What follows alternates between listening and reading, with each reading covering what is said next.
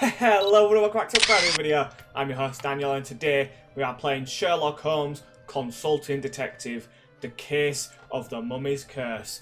I bought every single Sherlock Holmes game about a year ago now and I haven't played any of them. I think it's because I looked up the order you're supposed to play them. The first one is something about the mummy. I don't know if it's this one, but I bought all of them and then the first one that I was going to play didn't work.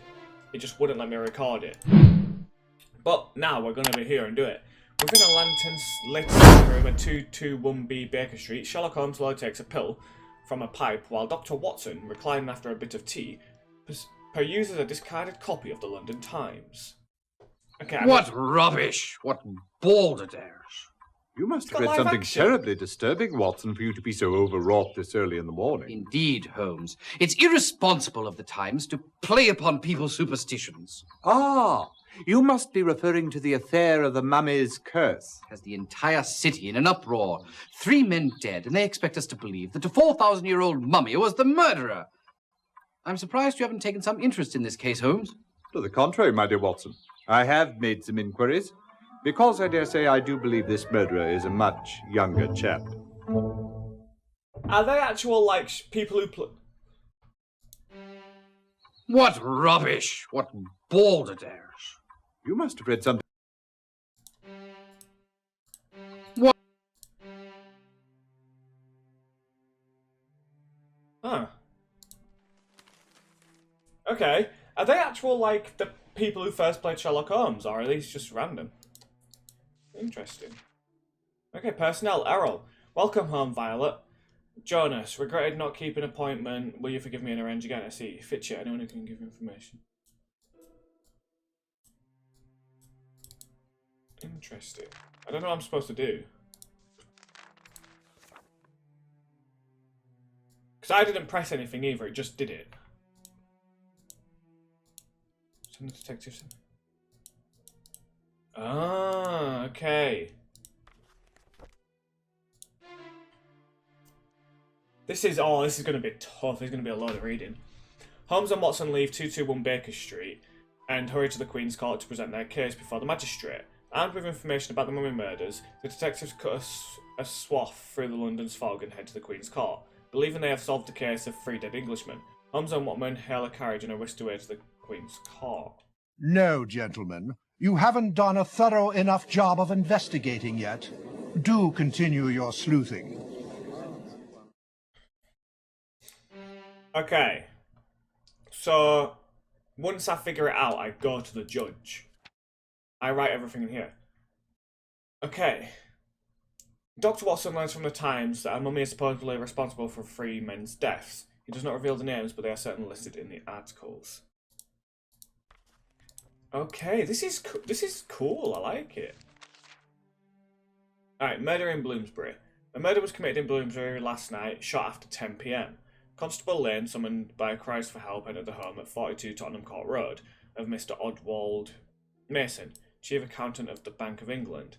Found the body in his study where he had apparently been murdered by a blow to the head. Mr. Mason's body was discovered by his wife upon her return home around 10 PM.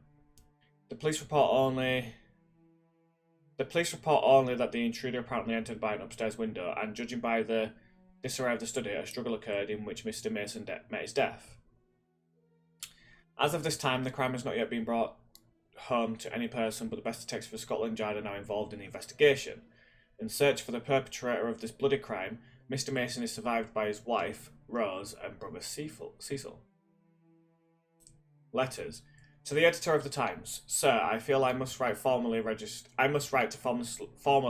my outrage at the irresponsible handling by your papers of my recent discovery. Your reporter's insinuation that I lack the credential to unearth such antiquities is an utter affront. For your information, I am a world-renowned authority in my field, especially Egyptian studies. Your reporter obviously had no appreciation for the significance of such a finding and has no understanding of archaeology. I demand a retraction, post haste. Earl of Downey. Okay. Entertainment. There's so much to read. Okay. Sunday.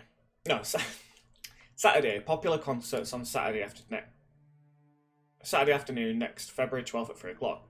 Executants Madame Neruda, Sir Charles Hall, M.M. Hollander, Gibson, and Piatti. Vocalist Mrs. Henson stalls. 7S, 60, balcony, 3S, admission. Okay. Miss Violet Blue sings a hat on the bright news songs of the year. Iris Exhibition, Olympia tomorrow. Madame Leona Dare will ascend for the clouds from the parade ground in the grandstand. Okay, let's read the top left bit. Fitchett.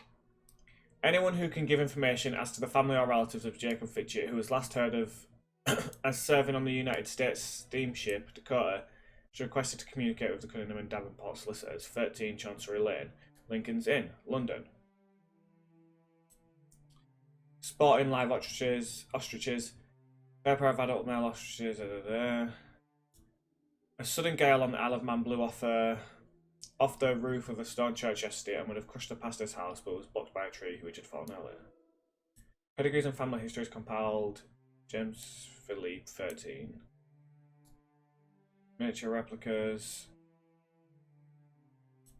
On Wednesday evening, 4 men who were employed in lifting sand near Glenferrie were returning to Bantry when their boat was caught in a sudden swell and capsized.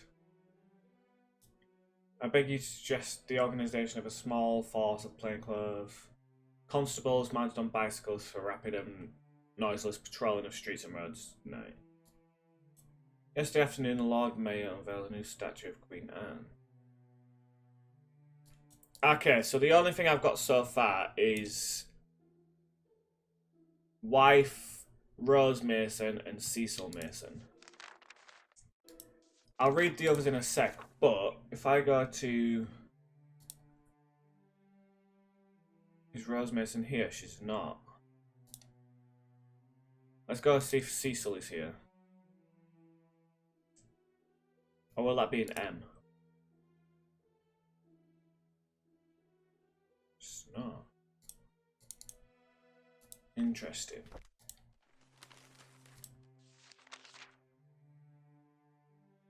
Jesus Christ. On the 14th, Institute at the College Inverness, the wife of C.W. Bourne, M.A., a son. On Wednesday the 15th of August at Walsington, Tor Park, Torquay, wife of Rupert Pelly, son. Oh wait, they're births. Oh. Okay, I don't care about births. That just means that they'll be okay. 14th, Southampton, Catherine King, widow of William in the 73rd year. In his 5th year. Lions murdered. 2 lions were found shot in Hyde Park. Okay. Having agonised on what it takes to print many critical massive fee. Okay. An inquest was held yesterday on the body of William Aspinwall, who was shot by John Rowe, his stepson. Evidence was that Rowe went to Aspinwall's house and demanded some money. Upon being refused, drew a revolver and fired twice. He was mortally wounded. Okay, so Rowe Aspinwall. Or just Rowe. Because it's his stepson. Barry O'Neill. Thingy, yeah. Recent excavations in Egypt. Delivered a lecture. House of Thingy. Mysterious death. Shortly after 9 o'clock this morning, the body of Stephen Lyons was found in St George Road, Suffolk. Short time previously, the deceased first officer, Aberdeen Shipping, was seen being led in the direction where the body was found by 2 women and a man. The body had been robbed, even 2 gold earrings had been observed to be wearing. 2 women of ill fame and a man described as a labourer but known to be the associate of bad characters have been taken into custody on suspicion of causing the sailor's death. There's no wounds on the body and it's supposed to be an overdose. Right, let's check Rowe, see if he's somewhere.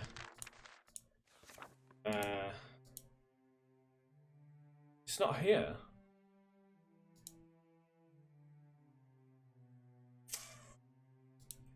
Let's...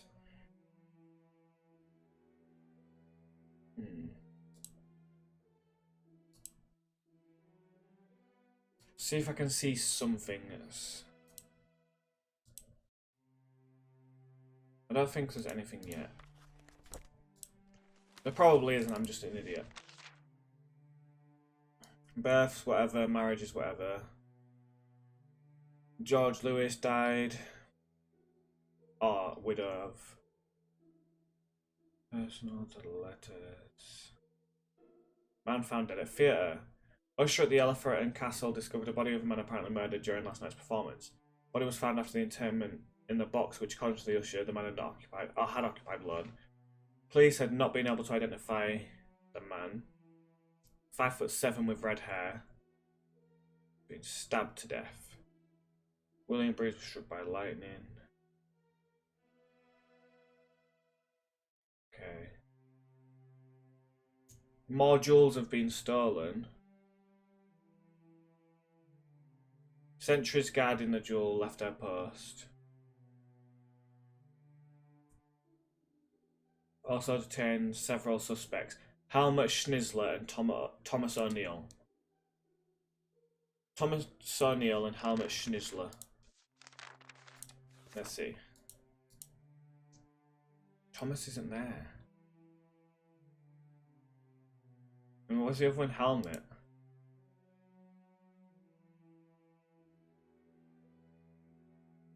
Huh? I'm confused.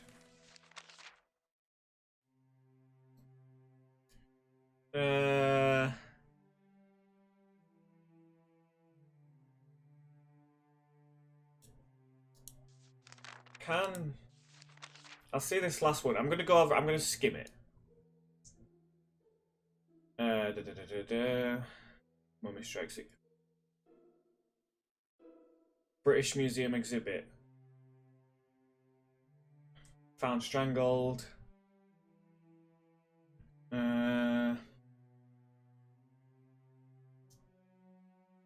Ebenezer Turnbull.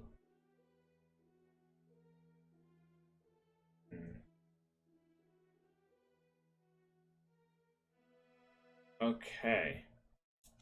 So, if we call up that museum...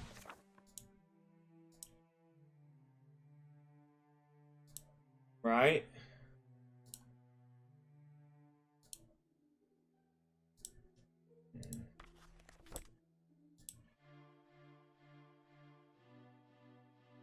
He concludes that the case point to the museum. Watson partly agrees and follows the detective out the door. Windibank's body was found in the mummy's case. Inside it? Precisely.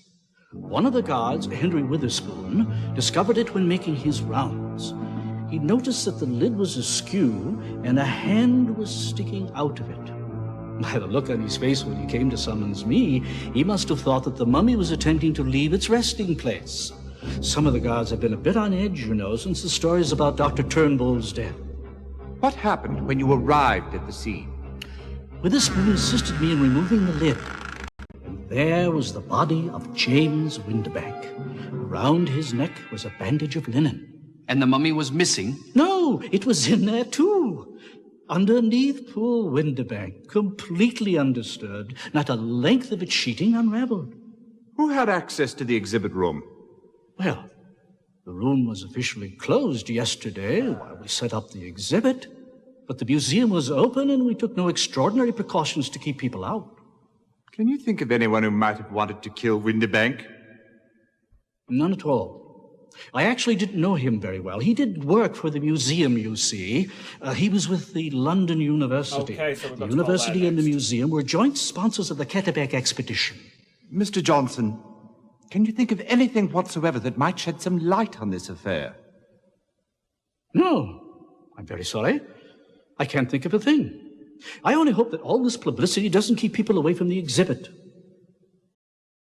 Okay. So now we'll call the London University. Institute was there. Watson states the obvious when he recommends a trip to the Gyptology department is in order. Holmes commends a good doctor and ushers him out the door into a fading sunlight. Such a tragedy. Fine men This all is so and fun. I such like the live action outstanding shit. scholars. I still can't quite get over the shock of it. We understand. Professor, we're looking for background information on these three men so that we can understand how their murders might tie together. Well, let me begin with Dr. Turnbull. Ebenezer Turnbull was responsible for organizing the Carteret expedition. Quite a remarkable man, really. This was the first time he teamed up with James Windibank. Professor Windibank was one of our most popular lecturers. In fact, several of his former students were also eager to accompany him. I recall him saying that he was having difficulty choosing. Weatherby turned out to be the lucky one. Though it seems far from it now, doesn't it? I suppose Smith and Travis turned out to be the lucky ones after all. Smith and Travis? Peter Smith accepted the invitation to join another expedition. As for Philip Travis, he was quite keen on accompanying Professor Windibank. In fact, he became exceedingly upset when Andrew Weatherby, a postgraduate student in the department, was chosen instead. Ooh. Took it rather personally, I should say. Philip. Interesting. Philip.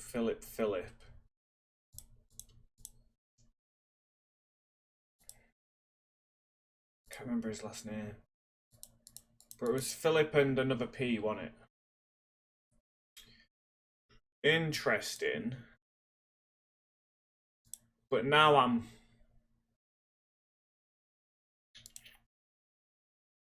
Is there anything...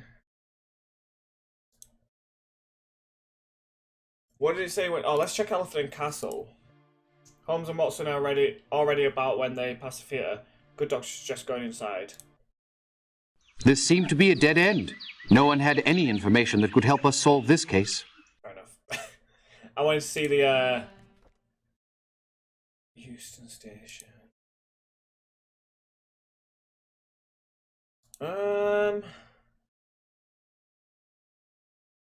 Nothing I can. There's nothing I can see. Let's try the Financial Times. Oh. This seemed... Yep, dead end. So it's just a case of I could just press everything. Travis Phillip. Oh, so it is a last name. Alright. He travels to his lone, leaving Watson in the company of Miss Sutton. So you've been reading my articles in the Times. I'm honored. He was jealous. What do you think of them? Quite interesting. You've clearly been following the murders quite closely. Who do you suspect? I believe it is the work of the ancient Egyptian god Pumatef and his goddess Neith. Be serious. I couldn't be more serious. You see, Mr. Holmes, although I am a journalist, I was actually trained as an Egyptologist. I know all about these mysteries. That's why my articles carry the force of truth. And what is the truth, Mr. Travis? The truth is that the Egyptians discovered the secret of life. What we call science is mere child's play compared to the knowledge they had. Look at this. Do you know what this is? It appears to be a mummified animal of some sort. A monkey, perhaps? Precisely. Quite a conversation piece. I've been using it in some very important experiments which, if successful, will unlock the secret for bringing back the souls of the dead. I've been working on it, Mr. Holmes, using these tanner leaves. Watch.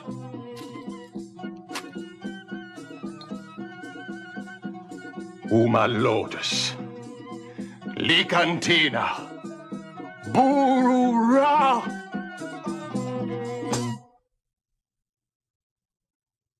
Of course. It appears that the soul of this particular monkey has no intention of making a reappearance. It's only a matter of time. I know it is. After all, these secrets have been buried for thousands of years. These things don't happen overnight.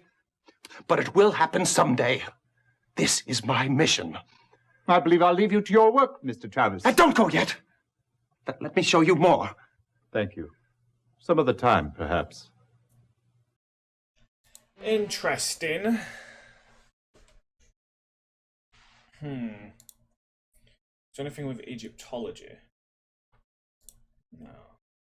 I need to find the other person with the P. I don't know the other person's last name. First name. No, was it last? No, last name, yeah. But I know it began with a P, so as soon as I see it, I'll remember. Peter Smith, there we go. Having heard Miss Smith's name from Henry Ellis, Holmes travels to the man's residence, hoping the long trip will be worth the effort. Sorry I can't help you, Ducky. but Mr. Smith has been out of the country since the middle of March. He's a good-looking bloke, except for the dirt under his fingernails. Okay. Send the irregulars. What the hell does the irregulars mean? Okay. Now I'm just lost.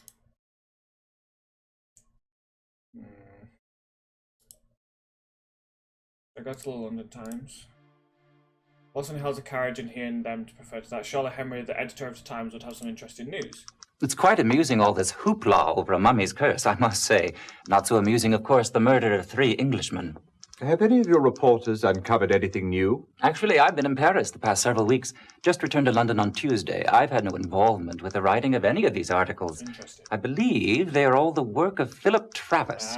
He's one of our young reporters. For a short time, he was the Egyptian correspondent. Was he sacked? No. He returned to London just a few days ago. I gather he was reassigned to cover the case from here because he had some familiarity with a murder in Egypt. Do you know Travis? No. Never actually met the chap, although I hear he's a bit of an odd duck. Thanks for your help, Henry. Anytime. Let me know when you catch the mummy. That's one scoop I'd like to get. So it's Travis Phillips again. Interesting. I also got an achievement just then. On the right track. You found a key clue. So let's go. Send the detectives again. So you've been reading... We're going to send the irregulars. Watson asks 2 of the most trusted lads to follow up on an important lead. He sends them to the home of Philip Travis. The shutters were drawn tight. Heard some weird chanting. I think I did.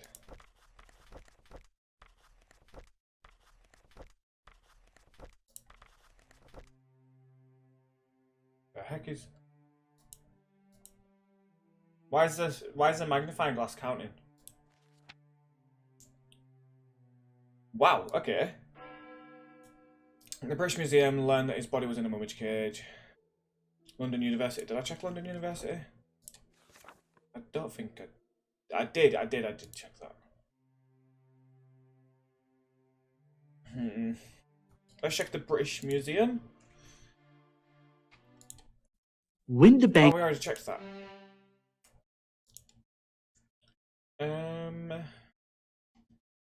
So we checked telephone. Shall I check the station? Someone died at the station, right? It appears that they've just left. That's right. There are fresh footsteps retreating from the front door. But look, Holmes, there are also some coming towards the door. Terribly observant, Watson. However, the prints you are looking at belong to us. Okay, it's not that. Someone died at a station, right? I don't need to check a hotel, I don't think. Shall I check this theatre? Maybe this is the theatre instead. This seems... Okay. Coco, Shall I check the hospital? This seems... No. National Gallery, surely. This... I'm doing terrible. I'll check the Police Gazette because it's the last paper I haven't checked, so... Now, the thing what does strike me as odd is the passenger list of the Eastern Empress. Now, I'm not saying it has anything to do with the mummy murders, mind you, but it was a bit out of the ordinary. What was Hogg? Akram Farmi, for starters. He's a well-known importer, he is. For a price, a considerable price by all accounts. He can acquire whatever one's heart desires, be it jewels, art objects, or even wild animals, if that's what you fancy. I'd say he was on board that ship to transport something very valuable. The presence of one high-powered importer on a London-bound vessel is hardly reason for suspicion. Right-o. But Abdullah al-Saad was also on board. Oh, yes. The well-known agent for the Sultan of the Ottoman Empire. You never miss a trick, do you, Holmes? Well, whatever it was what Farmi was carrying, I'd say it was something those Turks wanted to get their hands on. Interesting. So I'll check him first, just to see, a mist seems to rise from the Thames as the men cross the bridge on their way to meet with Akron Farmy, a handler. Hello? Is anyone there? And then we'll check. Oh, wait, is he dead? Apparently so, Watson. Look. Oh, what ghastly business. Everyone will assume the mummy has struck again. Hardly a plausible assumption. This poor fellow has a knife in his back and not a scrap of sheeting about his neck. How very observant, Holmes. Ring up Scotland Yard. This case is simple enough for them to solve. You've solved it already. Elementary, my dear Watson. Obviously, it was the butler. Butler? What butler? Exactly my point. A man as wealthy as Akram Farmy would always have a manservant about him. After the foul deed, this one obviously beat a hasty retreat. Dun dun dun. Okay, so he's been killed. And then we check. Was it this person? Holmes knows nothing of him, but is eager to accompany to his home. Well, Holmes, I checked in with Mr. Al-Sad's manservant and... And you discovered that Mr. Al-Sad was not at home. But however did you know that? Elementary, my dear Watson. I noticed some crumpet crumbs from the corner bakery stuck to your lapel. You haven't been gone long enough to stop for tea and interview anyone at length. Most observant, sir. Okay. So, shall I just send... Just to see? Nobody was home, but I smelled a rat.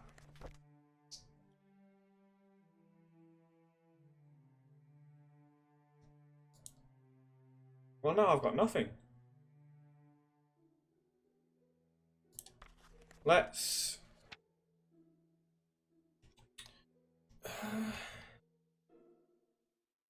He believes they did that.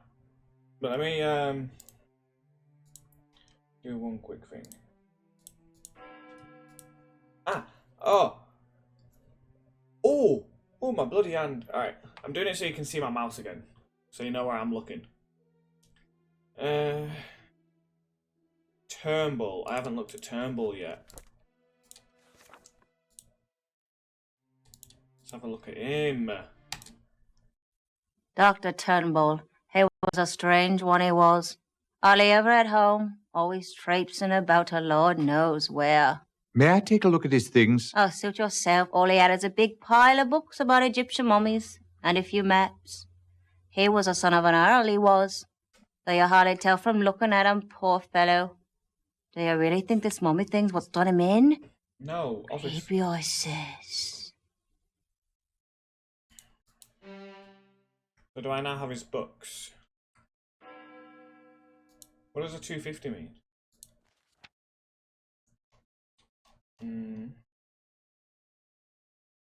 Turnbull was the Earl of Downey. Maybe that could help.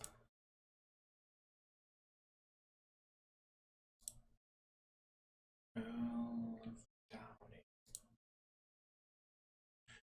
Huh. Is there any other name that's popped up that I haven't checked? The pawn shop. See if there's anything that's been pawned. This... You know, because the jewellery was missing. I thought it'd be a good Sherlock here. Weatherby.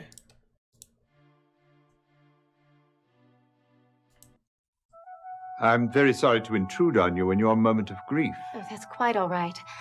You know, Andrew and I hadn't been married very long.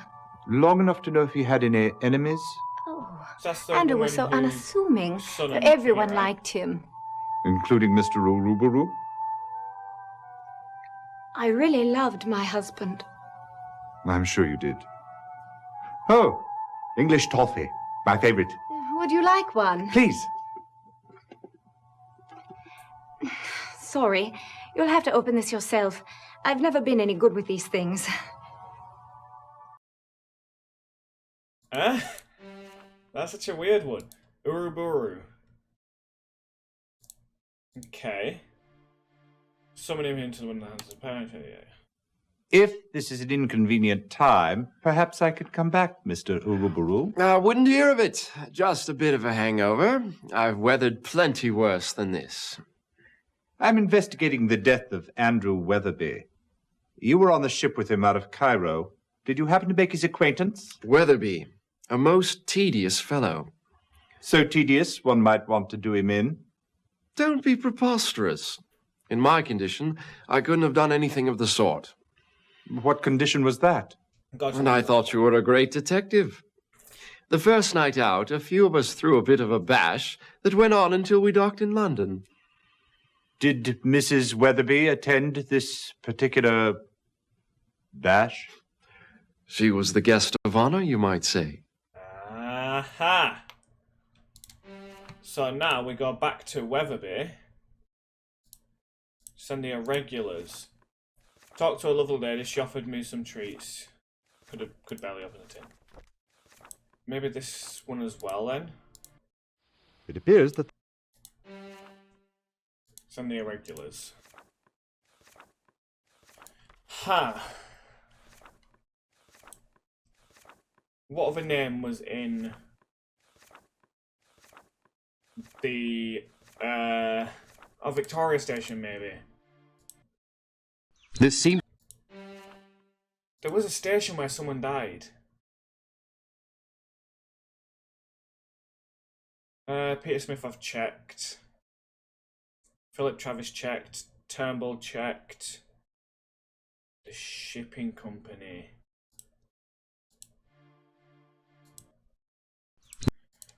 Never mind. I don't just want to like press on everything.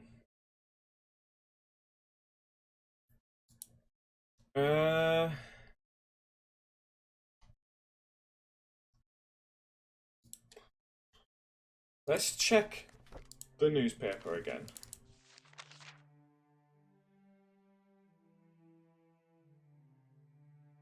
Births. Whitfield, Mummy Strikes. James Woody Bank. London University, yeah. Turnbull, Andrew Weatherby. Herman Ramsey and Luther Tenney. Herman Ramsey, Luther Tenney. Herman Ramsey. We had just come through a rather grueling storm, so I sent my first officer, Luther Tenney, down into the hold to check on the condition of the cargo. He reported back post-haste that Mr. Weatherby was lying dead among the Egyptian artifacts we were transporting. Why's the audio gone bad? I turned over the helm to Tenney and went below to have a look for myself. And did what you see confirm Teddy's report? Unfortunately, yes. Weatherby was lying next to that coffin, or whatever it's called, apparently strangled. I went back to the bridge and put Tenney in charge of the investigation. And what did he uncover? Well, you'll have to ask him for the specifics, because I can scarcely recall the details. Interesting, so we're going now to Tenney. Which is her. Man, it's all the T's. Okay. Let me tell you, a murder, even by a 4,000-year-old mummy, was only one odd thing in a string of bad luck on this voyage. What sort of bad luck? It all started with the crew, really. Seamen are a rather superstitious lot to begin with, and the idea carrying about a 4,000-year-old mummy had them shivering in their timbers. We almost faced a bloody mutiny. Then there were the passengers, a strange lot. I can tell you that reporter fellow, Travis, did us no service at all with his mystic mumbo-jumbo. He and Professor Winterbank had a regular war of words going on about whatever powers this mummy was supposed to have. So that's Travis and there was the two Arabs. Arabs? Interesting. Do you recall their names? I should hope I do. One was called Farmy. Yeah. Always carried around this curious little box.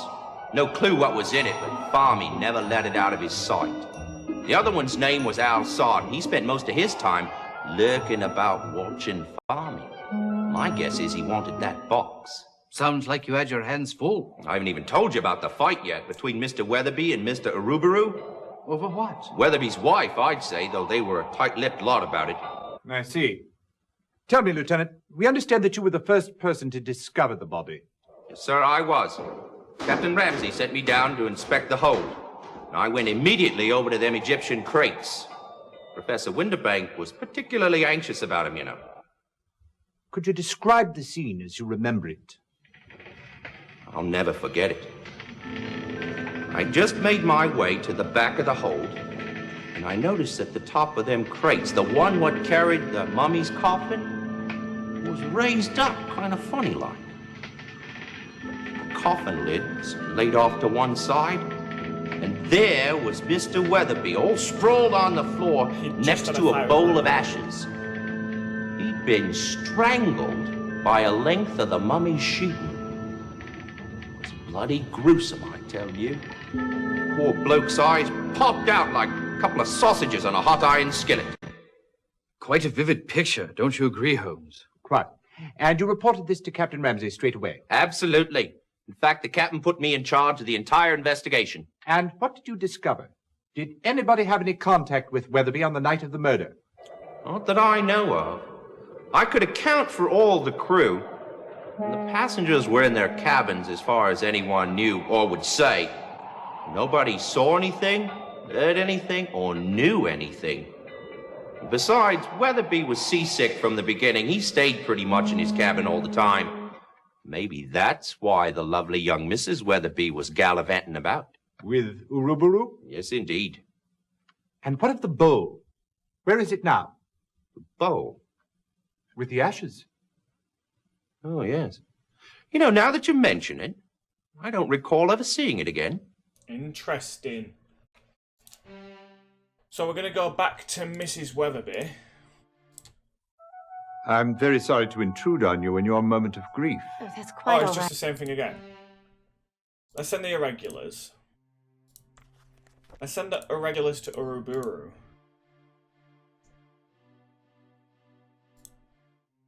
This guy came to the door but could barely stand. Sure smelled of whiskey, he did. Apparently he was on that ship where the guy died. Well, obviously I know that. If I do this again, it's just going to do the same thing. Why is it doing that?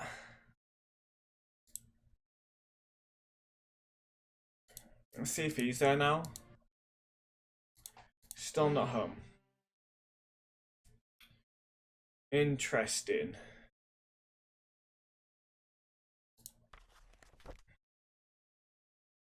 There's many people I think it could be. Why is that at 400? What does that mean?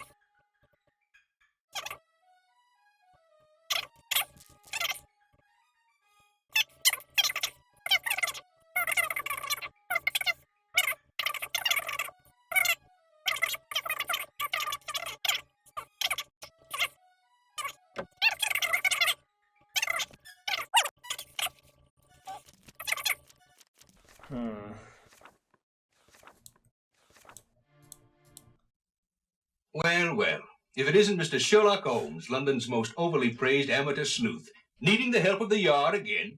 Are you going to stand for that, Holmes? Let's just see who proceeds to solve this case, Watson. Inspector Lestrade, my good man, I'm looking into the cause of James Windibank's death. I should have known. That murder has brought out every crank in the city. I think the professional police can wrap this one up. All the same, could you tell us what you've discovered to date? One dead archaeologist, no suspect, no motive. And what of Andrew Weatherby's death? Have you looked into that? I have talked to Captain Ramsay, but we have no leads. Look, I'm not even sure that Weatherby's murder falls into our jurisdiction. And if it doesn't, you're not going to find me worrying about it. As it is, I have enough murders to take care of. Okay. Pettigrew wrote this book over 50 years ago, and there's still nothing better on the subject. Fascinating. Just fascinating. And what can I do for you today, Whitson? It's Watson, sir. Watson, yes, of course. We're interested in what you may have learned about this mummy case. Oh, so these days it's mummies you're chasing down with that fella, Holmes. It's Holmes, sir. This is what I said now, isn't it, Whitson? Yes, I believe you did, sir. Let me show you what I found so far. This is the bit of linen that was found round the neck of James Windibank. I examined it thoroughly, and it is quite old, perhaps thousands of years. Okay. However, it is not the murder weapon. Oh. Are you certain of that? Aye. The linen is quite old, but it's not at all strong enough to strangle a grown man. Very interesting, sir. I also found something quite fascinating. Take a look through this glass. Do you see those short hairs on the fabric? They look precisely like hairs. Of course they look like hairs. But what kind of hairs? They're not human hairs. They're dog hairs. Now, look at this. This piece of linen was found round the neck of the victim on board the ship. Well, his name was Leatherby or something. It is also quite old, and on it I found more hairs. More dog hairs? No, my dear man, monkey hair. He's got a monkey. I've not yet been able to identify the precise species, but it's just extraordinary, isn't it? Quite. But what do you think it all means? Well, I'm not the sort who likes to jump to conclusions, Whitson. But I can assure you that neither of these bandages were the murder weapons. Can we go to the judge now? We know it's him. Like, we just know it's... No. We know it's him now. It's the monkey as well. Can I go back to traffic then? So you've been... No. No. Oh, no, that's what it is though now. Right, let's check the shipping companies. This... No. Here is a passenger list you requested, sir. Oh.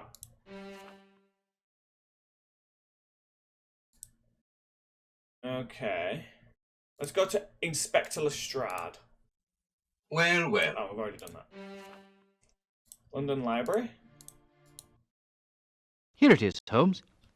Egyptian mummies are embalmed bodies preserved to facilitate their resurrection. Many mummies have been found, and they are almost always the bodies of pharaohs. The pharaohs believed that one day their bodies would be brought back to life. See History of Egyptian Mummies by Pettigrew, London, 1834. Very good, Watson. Okay. Ha. Okay, we're getting somewhere.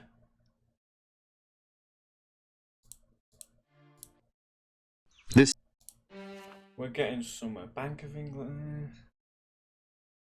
British Museum. We already checked this, didn't we? Windibank's... Yep. Chelsea. Ba.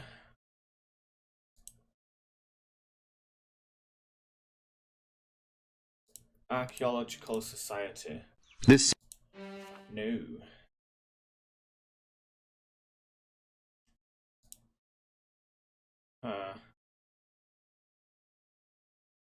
Maybe...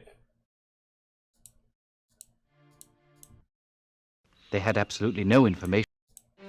Okay. This... Huh, I'm so... lost. Iron Dyke? This... The pub, no. It's not going to let me just go straight to the... This seems... Can I even check the hospital? London Library. Let's go library. Here it is, Holmes. I thought it was going to let me read the book itself.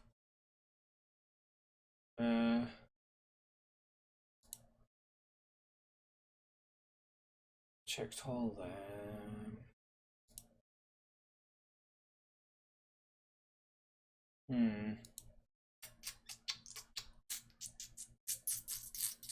Records office.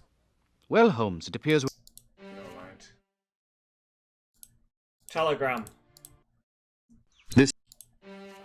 I need to get something on him and I don't know how.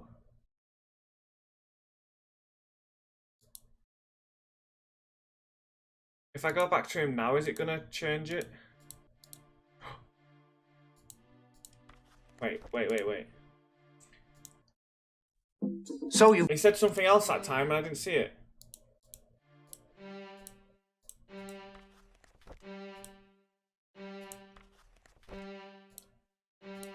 Okay. Stop. Please. Is he gonna kill me? Let's check them again. Same thing, bro.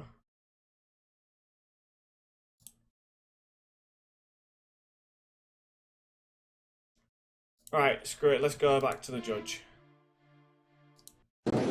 Hear ye, hear ye. Oh! The monkey thing's... The Queen's Court now stands in order. Okay. Who murdered Ebenezer Turnbull? Travis Phillip. Travis felt the tomb of Catbet should be left undisturbed. Turnbull refused to honour his credentials, barring him from the excavation site, thus jeopardising Travis's job.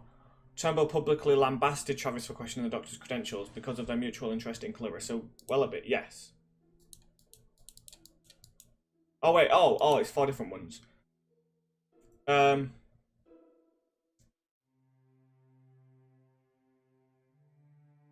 Refused to honour him. No, it didn't jeopardise his job. And he wasn't interested in Clarissa, that was Uruburu. No one said anything about it being left undisturbed. I'm going to say lambasted. And what of Andrew Weatherby? Andrew Weatherby, he killed him because he wasn't chosen. So, Weatherby scoffed at his beliefs. Turnbull and Weatherby? Yes, I believe he did, my lord. Yes, Travis was angry that he was chosen instead. Yeah. Who killed James Windybank? Is it because Windybank didn't choose him? I'm going to say it's because he didn't choose him. Well, you've done an admirable job in resolving this mystery. I'd say you're on a par with just about any other armchair detective out there. Boom! I would suggest, however, that you rethink this case again, thereby improving your sleuthing skills.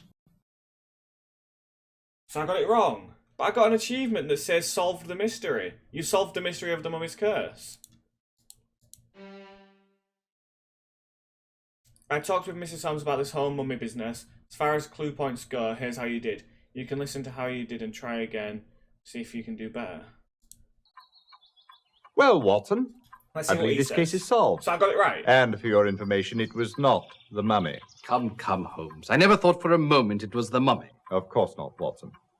However, the murderer and the mummy did have one thing in common. What's that? They both were the only ones present at the time of the murders, except, of course, the victims. You state the obvious, Holmes. Ah, but it is seeing the obvious that is important. First, I saw no reason to assume that we were dealing with more than one murderer.